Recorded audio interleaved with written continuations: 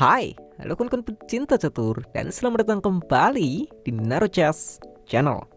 Di video kali ini, saya akan membahas percatur yang sangat menarik yang dimainkan antara Paul Morphy melawan Jaikor. Permainan ini terjadi pada tahun 1858. Dan baiklah kawan-kawan, kita langsung ke permainan. Di sini Paul Morphy sebagai putih dan Jaikor memegang hitam. Permainan dimulai dengan E4 dan H6. Saya maklum jika ini partai lama, tapi untuk kalian yang masih memainkannya sampai saat ini, saya tuh jujur kurang paham ya. Di antara banyak pilihan yang udah teruji bagus kayak E6, E5, D6 atau C5, kenapa harus main H6 ya? Beneran saya tanya dari sudut pandang kalian. Barangkali kamu juga suka main gerakan yang aneh-aneh kayak gini. Oke, kita lanjut dulu. Pion D4 dari Morphy, lalu A5 guys. Ya, mungkin kita sekarang agak aneh lihat opening yang seperti ini, tapi berkat mereka para pendahulu ini, kita jadi tahu banyak teori soal catur. Oke, Morphy gajah D3, dan setelah B6 persiapan fans itu gajah, dibalas kuda ke E2, persiapan rokade pendek. Ternyata belum gajah G7, tapi pion E6 terlebih dahulu. Udah jelas rokade pendek ya. Dan ternyata gajah ini memilih ke A6, menawarkan pertukaran gajah. Morphy menutupnya dengan pion C4.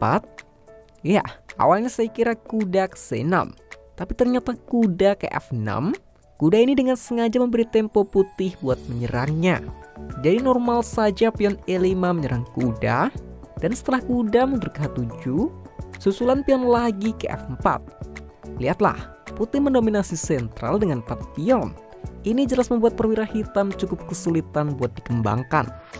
Baik, cara menjawab dengan gajah E7, sama, persiapan buat rokade.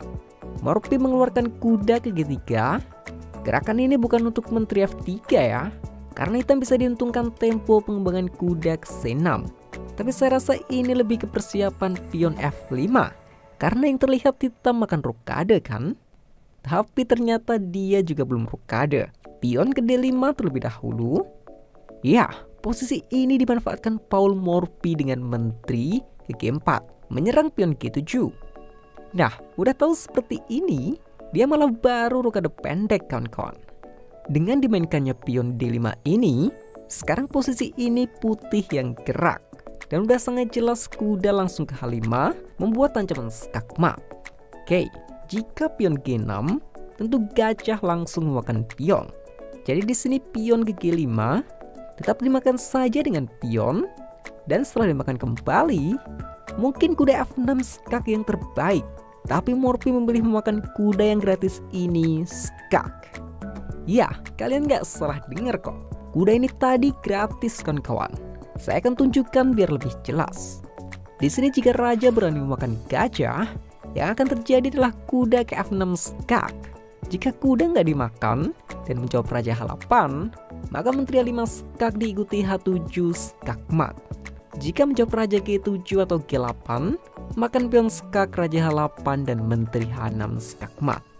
Oke, dengan kata lain kuda ini harus dimakan ya. Dan mungkin menteri H5 skak terlebih dahulu.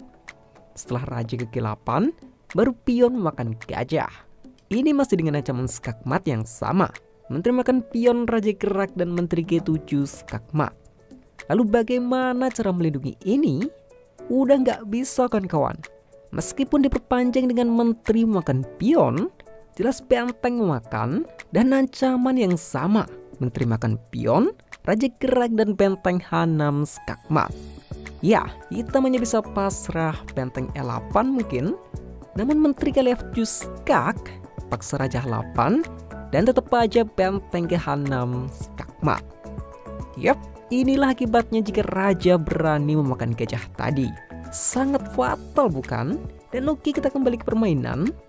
Ya, memakan gajah nggak mungkin. Jadi raja ke H8, tapi tetap aja kuda ke F6.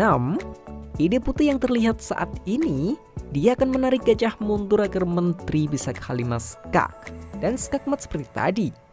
Tapi Kaur menemukan cara bertahan yang cukup bagus. Pion memakan C4.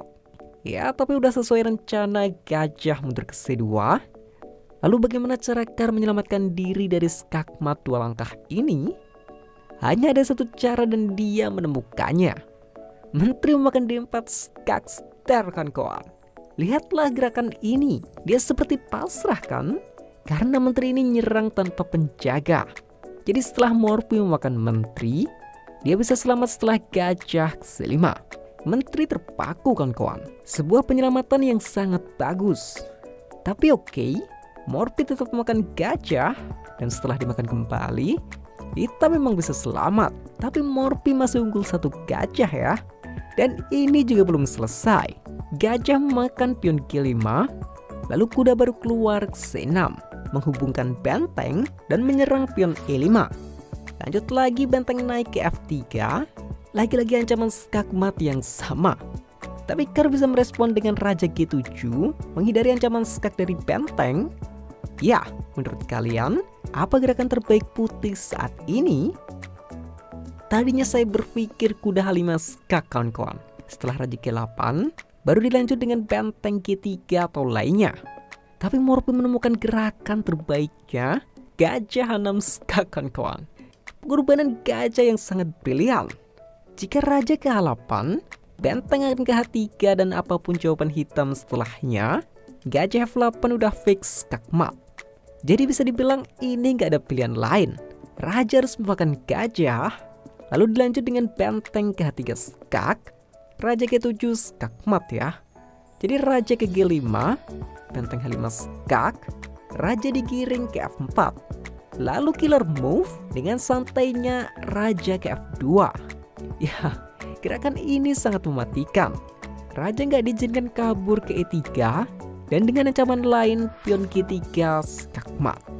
Sekarang udah nggak ada yang bisa nyelamatin Raja Hitam lagi. Tapi Kar masih mencoba menggunakan trik yang sama.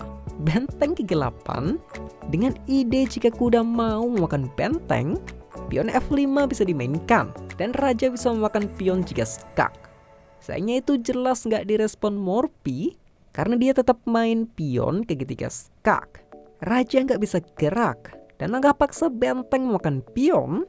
Lalu permainan berakhir dengan sangat tragis. Pion memakan benteng skakmat.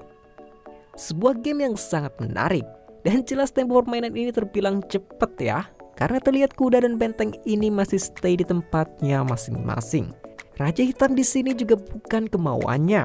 Dia dipaksa benteng dan kuda yang ternyata udah disambut raja dan pion untuk skakmat. Benar-benar strategi yang sangat jenius. Dan oke lah kawan-kawan, sekian dulu video kali ini. Semoga video dan partainya bisa menghibur dan bermanfaat. Dan adanya salah kata saya mohon maaf. Salam chess lovers, terima kasih.